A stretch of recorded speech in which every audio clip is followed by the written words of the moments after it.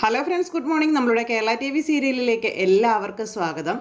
അങ്ങനെ ദേ നമ്മുടെ സുമിത്ര സിദ്ധുവിന് ബ്ലഡൊക്കെ കൊടുത്തതിന് ശേഷം അവിടെ ഇരുന്ന് ഭയങ്കരമായിട്ട് തളർച്ച അനുഭവിച്ചിരിക്കുക. ഈ സമയം സുമിത്രയോട് ഒന്നെങ്കിൽ ഡോക്ടറെ കാണാം, അല്ലെന്നുണ്ടെങ്കിൽ ഈ ക്ഷീണത്തിന് എന്തെങ്കിലും ചെയ്യണം എന്നുള്ള കാര്യം സരസ്വതി അമ്മയും അതുപോലെ തന്നെ പൂജയും കൂടി പറഞ്ഞു. അപ്പോൾ സരസ്വതി അമ്മയ്ക്ക് സുമിത്രയോട് ഭയങ്കര സ്നേഹം. മകന് ബ്ലഡൊക്കെ കൊടുത്ത് മകനെ സഹായിച്ചതല്ലേ, അപ്പോൾ അതിൻ്റേതായ ആ ഒരു സ്നേഹവും കരുതലും കാര്യങ്ങളും കാണാതിരിക്കില്ലല്ലോ. എന്തായാലും തൽക്കാലം സരസ്വതി അമ്മയ്ക്ക് സുമിത്രയോട് വലിയ കാര്യമാണ്.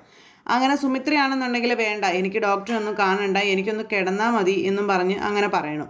അങ്ങനെയാണെന്നുണ്ടെങ്കിൽ ഇനി ഇവിടെ ഇരിക്കേണ്ട കാര്യമില്ല, വീട്ടിലേക്ക് പൊയ്ക്കോളാൻ പറഞ്ഞു സരസ്വതി അമ്മയും പൂജയും കൂടെ ചേർന്ന് സുമിത്രയെ നിർബന്ധിച്ച് പറഞ്ഞു വിടാനായിട്ട് തുടങ്ങുന്നു. അപ്പോൾ സുമിത്ര എന്നാൽ ശരി, അങ്ങനെയെങ്കിൽ നമുക്ക് വീട്ടിൽ പോയി റെസ്റ്റ് എടുക്കാം, എനിക്കൊന്ന് കിടക്കണം എന്ന് സുമിത്ര തന്നെയാണ് പറഞ്ഞത്. അങ്ങനെ അവർ രണ്ടുപേരും കൂടി വീട്ടിലോട്ട് പോകുന്നു. വീട്ടിലോട്ട് പോണ സമയത്ത് ഇവിടെ പൂജയും സുമിത്രയും പോകുന്നത് നോക്കി ശീതളും അതുപോലെ സരസ്വതി അമ്മയുണ്ട്. അവർ യാത്രയാക്കിയിട്ട് ഇങ്ങനെ ഇരിക്കുക. സിദ്ധുവിൻ്റെ കാര്യങ്ങൾ ഓർത്തിട്ട് സരസ്വതി അമ്മ ഇങ്ങനെ ആകെ വിഷമിച്ചിരിക്കുന്നു. അതുപോലെ അച്ഛൻ എന്ത് പറ്റി, അച്ഛൻ്റെ അവസ്ഥകളെ പറ്റി ഓർത്ത് ശീതൾ ആകെ വിഷമിച്ചിരിക്കുന്നു. പിന്നെ സുമിത്രയും പൂജയും ഒരു ഓട്ടോ വിളിച്ച് വീട്ടിലേക്ക് പോയി. വീട്ടിലേക്ക് ചെന്നു. അവിടെ ചെന്ന് കഴിഞ്ഞപ്പോഴത്തേക്കും സുമിത്രയ്ക്ക് തീരെ വയ്യ. അപ്പോൾ മകളാണെങ്കിൽ അമ്മയോട് റെസ്റ്റ് എടുക്കാൻ പറഞ്ഞു. സുമിത്രയെ കൊണ്ടുവന്ന് കട്ടിലിൽ കിടത്തി. എന്നിട്ട് പിന്നെ അമ്മയ്ക്ക് എന്തെങ്കിലും ആവശ്യമുണ്ടെങ്കിൽ വിളിച്ചാൽ മതിയെന്നൊക്കെ പറഞ്ഞ് അങ്ങനെ സംസാരിച്ചു. സുമിത്രയാണെന്നുണ്ടെങ്കിൽ കയറി കിടന്നു ചെറുതായിട്ടൊന്ന് മയങ്ങിപ്പോയി. പൂജ കുറേ നേരം സുമിത്രയുടെ അടുത്ത് ഇരുന്നു കേട്ടോ. സുമിത്രയ്ക്കരികിൽ കുറേ നേരം താങ്ങായും തണലായും ഇരുന്നിട്ട് എന്തൊക്കെയോ കാര്യങ്ങളൊക്കെ ചെയ്യാനായിട്ട് അങ്ങ് കയറിപ്പോയി.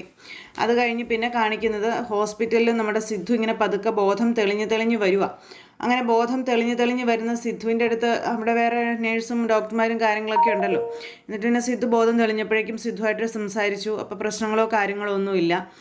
അങ്ങനെ എൻ്റെ മോളെവിടെ എന്നൊക്കെ സിദ്ധു ചോദിക്കുന്നുണ്ട്. ശീതളിനെ കണ്ടതാണല്ലോ, അവിടെ വെച്ചാണ് അവസാനമായി ബോധം മറഞ്ഞത്. അതുകൊണ്ട് തന്നെ കാര്യങ്ങളെല്ലാം നമ്മുടെ സിദ്ധുവിനെ അറിയാം. അപ്പോൾ അവരെല്ലാവരും പുറത്ത് തന്നെ വെയിറ്റ് ചെയ്തിരിപ്പുണ്ട്. വേറെ പ്രശ്നങ്ങളൊന്നോ കാര്യങ്ങളൊന്നും ഇല്ലല്ലോ, ഓക്കെ അല്ലേ സിദ്ധാർത്ഥ എന്നൊക്കെ ഇങ്ങനെ ഡോക്ടർ ചോദിച്ചു. അപ്പോൾ എല്ലാം ഓക്കെയാണ് ഡോക്ടർ എന്ന് സിദ്ധു പറയുകയും ചെയ്തു. അപ്പം ഞാൻ അവരെ വിളിക്കാം എന്ന് ഡോക്ടർ പറഞ്ഞത് നേഴ്സിനും ഒക്കെ പറഞ്ഞ് അങ്ങനെ ഇവർ പുറത്തേക്ക് ഇറങ്ങി ചെല്ലുക. സിദ്ധു ആണെങ്കിൽ ഇവരെ കാണാനുള്ള ആ ഒരു വെമ്പൽ കൊണ്ട് ഇങ്ങനെ അവിടെ കിടക്കുകയാണ്. അപ്പോൾ പുറത്തിറങ്ങി ചെന്ന് അവരോട് പറഞ്ഞു, സിദ്ധാർത്ഥന് ബോധം തെളിഞ്ഞിട്ടുണ്ട്, നിങ്ങൾക്ക് കയറി കാണാമെന്നുള്ളത്. അത് കേട്ടപ്പോഴത്തേക്കും സരസ്വതി അമ്മയും ശീതളും 4 കാലും പറിച്ച് ഓടി സിദ്ധുവിൻ്റെ അടുത്തേക്ക് ചെല്ലുക. അപ്പോൾ സിദ്ധു ആണെങ്കിൽ ഇവരെ കണ്ട ആ ഒരു ഇതിലിങ്ങനെ കിടക്കുക കേട്ടോ, ഭയങ്കര സന്തോഷത്തിൽ. അപ്പോൾ മകനെ കണ്ട സന്തോഷത്തിൽ സരസ്വതി അമ്മ മോനെ സിദ്ധു എന്ന് പറഞ്ഞ് ഓടിച്ചെന്ന് മകൻ്റെ കയ്യിലേക്കൊക്കെ അങ്ങ് ചേർത്ത് പിടിച്ചു. മോനെ സിദ്ധു, നിനക്ക് എന്താടാ പറ്റിയത്, നിന്നെ ആരാടാ ഇങ്ങനെ ആക്കിയത് എന്നൊക്കെ ചോദിച്ചുകൊണ്ട് ഇങ്ങനെ ആ ഒരു ഇതിലിങ്ങനെ ഇരിക്കുന്നുണ്ട്. അപ്പോൾ കാര്യങ്ങളൊക്കെ അറിയാം, എങ്കിൽ പോലും മകനെ കണ്ടു കഴിഞ്ഞപ്പോഴത്തേനും ആ ഒരു ഇതിലിങ്ങനെ ചോദിക്കുക. അങ്ങനെ അമ്മയും മകനും അതുപോലെ മകളും അച്ഛനും പരസ്പരം കണ്ടു, സംസാരിച്ചു. അപ്പം അമ്മേ എന്നും പറഞ്ഞുകൊണ്ട് സിദ്ധു വിളിച്ചു. എത്ര കാലമായിടാ നിന്നെ അമ്മ കണ്ടിട്ട്, നിൻ്റെ പെറ്റമ്മയല്ലേടാ ഞാൻ, എന്നെ നീ മറന്നു പോയോടാ, അമ്മയെ നീ മറന്നു പോയോടാ, ഇത്രയും കാലമായിട്ടും നീ എന്താടാ അമ്മയെ തേടി വരാതിരുന്നേ. അങ്ങനെയൊക്കെ സിദ്ധുവിനോട് 1000 ചോദ്യങ്ങൾ നമ്മുടെ സരസ്വതിയമ്മ ചോദിക്കുന്നുണ്ട്. ഇതിനെല്ലാം കണ്ണ് നിറഞ്ഞ് ചെറു പുഞ്ചിരിയോടെ സിദ്ധു ഇങ്ങനെ ഏന്തി വലിഞ്ഞ് മറുപടികൾ പറയുന്നതുമുണ്ട്. പക്ഷെ സിദ്ധുവിനൊരു പരിധിയിൽ കൂടുതൽ സംസാരിക്കാനായിട്ട് കഴിയുന്നില്ല. ഇതെല്ലാം കഴിഞ്ഞപ്പോഴത്തേക്കും മോളെ ശീതളയെന്നും പറഞ്ഞ് സിദ്ധു വിളിച്ചു. ശീതള നേരെ അച്ഛൻ്റെ അടുത്തേക്ക് ചെന്നു. അച്ഛൻ്റെ കൈയൊക്കെ ചേർത്ത് പിടിച്ചു. മകളുടെ ആ ഒരു അവസ്ഥ കണ്ടിട്ട്, അല്ലെങ്കിൽ അച്ഛൻ്റെ ആ ഒരു അവസ്ഥ മകൾ കണ്ടിട്ട് രണ്ടുപേരുടെയും ഹൃദയം പൊട്ടിപ്പോകുന്ന വേദനയോടെ രണ്ടുപേരും ചേർത്ത് പിടിച്ചിങ്ങനെ കരയുക. അച്ഛൻ ഈ പരുവത്തിലാക്കിയതിൻ്റെ പേരിൽ ശീതൾ കരയുന്നു. അതുപോലെ തന്നെ മകളുടെ അവസ്ഥ ഓർത്തിട്ട് അച്ഛൻ കരയുന്നു. അച്ഛൻ എങ്ങനെയുണ്ട് അച്ഛാ എന്ന് ശീതൾ ചോദിച്ചപ്പം അച്ഛന് കുഴപ്പമൊന്നുമില്ല മോളെ എന്നും പറഞ്ഞ് സിദ്ധു ഇങ്ങനെ പറയാം. അങ്ങനെ ഇവരിങ്ങനെ സംസാരിച്ചു. അപ്പോൾ ഒത്തിരി നേരം സംസാരിക്കരുതെന്നുള്ള കാര്യം ഡോക്ടർ പറഞ്ഞിരുന്നു. അതിനുശേഷം ഇവരോട് വെയിറ്റ് ചെയ്യാനായിട്ട് പറഞ്ഞ് അങ്ങനെ ഇവരെ പുറത്തേക്ക് പറഞ്ഞു വിടുവാണ്. ഇവർക്കാണെങ്കിൽ പോകാൻ തീരെ മനസ്സില്ല. അപ്പോൾ ഇവർ നിർബന്ധിച്ച് പുറത്ത് കൊണ്ടുപോയി ഇരുത്തുന്നു. എന്നിട്ട് അവർ പുറത്ത് പോയിരുന്നു കഴിഞ്ഞപ്പോഴത്തേക്കും സിദ്ധുവിൻ്റെ കൂടെയുള്ള ആൾ സിദ്ധുവിൻ്റെ അടുത്തേക്ക് വന്നു. അപ്പോൾ സാറിന് ബോധം തെളിഞ്ഞത് കൊണ്ട് അയാൾക്ക് വളരെ സന്തോഷമായി. അപ്പോൾ സാർ ഓക്കെ അല്ലേ എന്നൊക്കെയുള്ള കാര്യങ്ങൾ അയാളിങ്ങനെ ചോദിച്ചു. ഓക്കെ ആണെന്നും പറഞ്ഞു. പിന്നെ ഇനി നമ്മൾ എന്താണ് അടുത്തതായിട്ട് ചെയ്യേണ്ടത്, നമ്മുടെ അടുത്ത പ്ലാൻ എന്താണ്?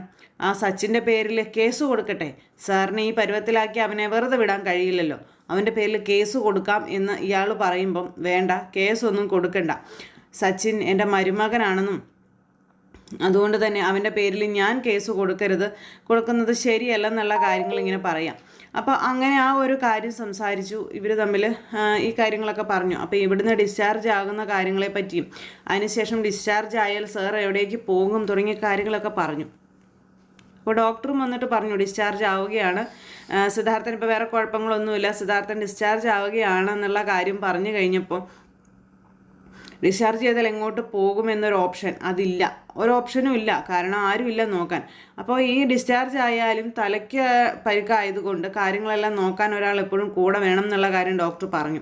അതുകൊണ്ട് തന്നെ ഏത് നേരവും ഒരാൾ കൂടെ വേണം. അങ്ങനെയുള്ള ഒരു സ്ഥലം എവിടെയാണ്, അങ്ങനെ എപ്പോഴും കൂടെ ഇരിക്കാൻ പാകത്തിന് ഒരാൾ എവിടെയാണ്? പെട്ടെന്നാണ് അമ്മയുടെ കാര്യങ്ങൾ ചിന്തിച്ചത്. അപ്പോൾ സരസ്വതി അമ്മയുടെ കൂടെ പോകാൻ ആ ഒരു ഇതിലാണ് ഇവരിങ്ങനെ ചിന്തിക്കുന്നത്. അപ്പോൾ ഇങ്ങനെ ഈ ഒരു കാര്യം ഡോക്ടറും പറഞ്ഞു, അതുപോലെ തന്നെ ഇയാളും പറഞ്ഞു. അപ്പോൾ സരസ്വതി അമ്മയെ കണ്ട് സംസാരിച്ചു.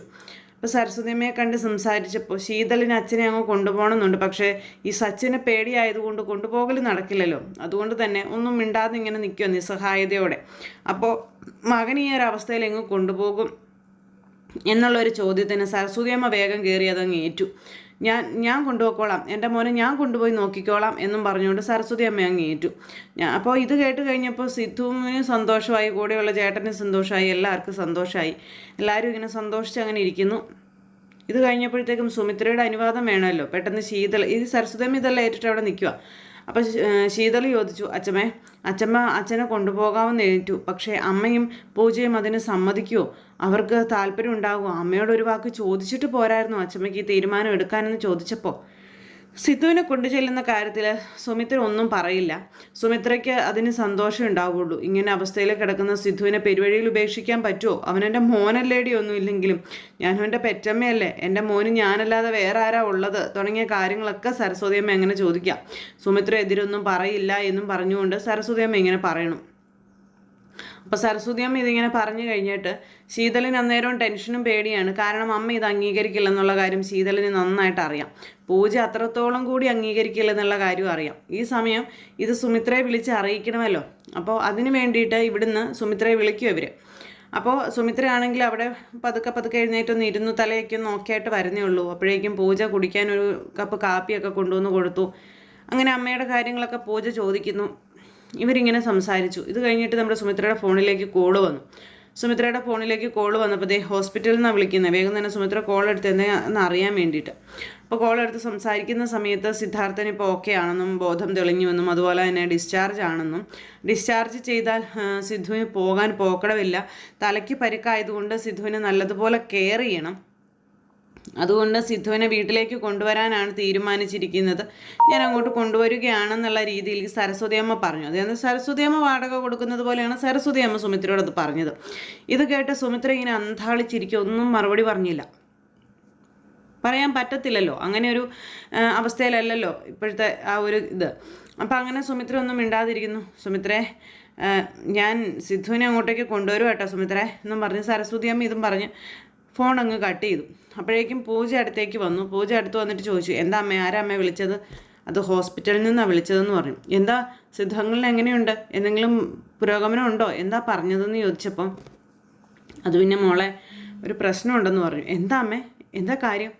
നാളെ അയാളെ ഡിസ്ചാർജ് ചെയ്യുക, അയാളെ ഡിസ്ചാർജ് ചെയ്ത് ഇങ്ങോട്ടേക്ക് കൊണ്ടുവരികയാണെന്നാണ് പറഞ്ഞതെന്ന് പറഞ്ഞപ്പോൾ അതെന്താ അമ്മ അങ്ങനെ, അതെങ്ങനെ ശരിയാകും? അമ്മയുടെ രണ്ടാം ഭർത്താവ് മരിച്ചു കഴിഞ്ഞ് ആദ്യ ഭർത്താവുമായി ബന്ധം പുതുക്കാൻ അല്ലെങ്കിൽ അയാളെ ഇങ്ങ് കൊണ്ടുവരികയാണ് എന്നുള്ളൊരിത് വരില്ലേ? വേണ്ടമ്മേ, ഇപ്പം തന്നെ അച്ഛമ്മയെ വിളിച്ചു പറ അയാളെ ഇങ്ങ് കൊണ്ടുവരണ്ടെന്ന്, അങ്ങനത്തെ കാര്യങ്ങളൊന്നും ചെയ്യരുതെന്ന് പറയാൻ പറഞ്ഞു. അങ്ങനെ മരണത്തിൽ നിന്നും തിരിച്ചെത്തിയ നമ്മുടെ സിദ്ധുവിനെ സുമിത്രയുടെ വീട്ടിലേക്ക് കൊണ്ടുവരുന്നു. സുമിത്രയും സിദ്ധുവും ഒന്നിക്കുമ്പോൾ സുമിത്രയുമായി വഴക്കുണ്ടാക്കുകയാണ് നമ്മുടെ പൂജ. അപ്പോൾ സുമിത്രയ്ക്ക് ഇപ്പോൾ കഴിച്ചിട്ട് ഇറക്കാനും മേല, മധുരിച്ചിട്ട് തുപ്പാനും മേല എന്ന് പറഞ്ഞൊരവസ്ഥയായി. സുമിത്ര ഇങ്ങനെ ആകെ പെട്ടിരിക്കുക, എന്താണ് ഇതിനകത്തൊരു തീരുമാനം എടുക്കേണ്ടതെന്ന് സുമിത്രയ്ക്ക് അറിയില്ല. സുമിത്ര ഇങ്ങനെ ആകെ പകച്ചിരിക്കുന്നു. ഞാൻ ഒരിക്കലും ഇതിന് സമ്മതിക്കില്ല എന്ന് പൂജ തറപ്പിച്ച് പറയുകയും ചെയ്തു സുമിത്രയോട്. അപ്പോൾ ഒരു പരിധി വരെ ഇത് മറ്റവർ, അതായത് രഞ്ജിതയൊക്കെ മുതലെടുക്കും. കാരണം ഇങ്ങനൊരു പ്രശ്നം നിൽക്കുകയാണെന്നുണ്ടെങ്കിൽ പങ്കജുമായി വിവാഹം കഴിക്കാൻ പൂജ 100% സമ്മതിക്കും. ഇവിടുന്നും എവിടുന്നും എങ്ങൊന്നും ഒന്നും ഇല്ലാതായി കഴിയുമ്പോൾ എവിടുന്നെങ്കിലും ഒരു ഇത് കിട്ടട്ടെ എന്ന് വിചാരിച്ച് പൂജ വിവാഹത്തിന് സമ്മതിക്കാനുള്ള എല്ലാ സാഹചര്യങ്ങളും ഒരുക്കാനുള്ള ഒരു പോംവഴിയായിട്ട് ഇത് രഞ്ജിതയ്ക്കൊക്കെ മാറും. അത് വേറൊരു സത്യം. അങ്ങനെ സിദ്ധുവിനെ ഇനി എങ്ങോട്ട് കൊണ്ടുപോകും, സിദ്ധുവിനെ ഇങ്ങോട്ടേക്ക് കയറ്റാൻ കഴിയില്ലെന്ന് പൂജ കട്ടായം പറഞ്ഞു കഴിഞ്ഞു. സുമിത്രയ്ക്കാണെങ്കിൽ അതിനകത്ത് കയറി പ്രതികരിക്കാൻ കഴിയാത്തൊരവസ്ഥ. അങ്ങനെ അമ്മയും മകളും തമ്മിൽ തെറ്റുന്ന ഒരവസ്ഥയിലേക്ക് കാര്യങ്ങൾ എത്തുന്നു. അപ്പോൾ അങ്ങനെ ഒരു സിറ്റുവേഷനും കാര്യങ്ങളും ഒക്കെ ഇങ്ങനെ അവിടെ നടക്കുന്ന സമയത്ത് പിന്നീട് നമ്മുടെ അനിരുദ്ധാണെന്നുണ്ടെങ്കിൽ അച്ഛൻ്റെ കാര്യങ്ങൾ അറിയാനായിട്ട് വിളിക്കുകയാണ്. അതും ആ ചേട്ടനെയാണ് വിളിക്കുന്നത്. അയാളെ വിളിച്ചിട്ട് അച്ഛൻ്റെ കാര്യങ്ങൾ ചോദിച്ചു. ആ സമയം അച്ഛനെ നാളെ ഡിസ്ചാർജ് ചെയ്യുമെന്നും ഡിസ്ചാർജ് ചെയ്താൽ സരസ്വതിയമ്മ താമസിക്കുന്ന വീട്ടിലേക്കാണ് സാറിനെ കൊണ്ടുപോകുന്നത്. അപ്പോൾ സാറിനെ കാണണമെന്നുണ്ടെങ്കിൽ സരസ്വതിയമ്മ താമസിക്കുന്ന വീട്ടിലേക്ക് അനിരുദ്ധിനോട് ചെല്ലാനായിട്ട് പറയുകയാണ് ഈ ചേട്ടൻ. അപ്പം അത് കേട്ട് കഴിഞ്ഞപ്പം അനിരുദ്ധി ഇങ്ങനെ വല്ലാത്ത രീതിയിലിരിക്കുക. സരസ്വതിയമ്മ അച്ഛമ്മയുടെ അടുത്തേക്കാണ് അച്ഛനെ കൊണ്ടുപോകുന്നതെന്ന് മനസ്സിലാക്കി കഴിഞ്ഞപ്പോഴത്തേക്കും വല്ലാത്തൊരു ഇതിലിങ്ങനെ ഇരിക്കുക.